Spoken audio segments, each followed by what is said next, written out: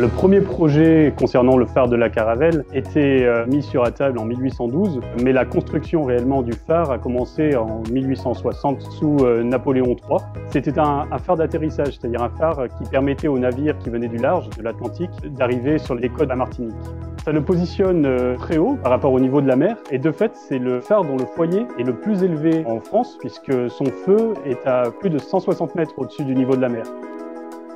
Il a été gardienné pendant plus d'un siècle, pendant 105 ans exactement, puisqu'il a fini de gardienner en 1970 et donc les gardiens étaient à deux en permanence. Ils venaient de Tartane à pied avec un petit mulet, un âne. Ils portaient l'eau et puis le rôle des gardiens de phare à ce moment-là, c'était de relever les poids avec des énormes poids qui faisaient tourner et qui entraînaient la rotation de la lentille du phare. Et puis ils rechargeaient également les cuves de pétrole puis de gaz par la suite pour alimenter l'éclairage du phare.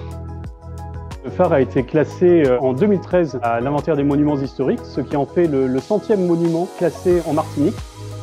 En dehors de l'aspect lumineux qui guide les navires, il faut savoir aussi que le phare abrite un certain nombre d'émetteurs, d'antennes ou même d'instruments, notamment pour le centre de sauvetage Antilles-Guyane, des émetteurs récepteurs radio pour les pompiers, le SDIS, pour le SAMU également, et aussi pour l'Observatoire de la sismologie et vulcanologie en Martinique.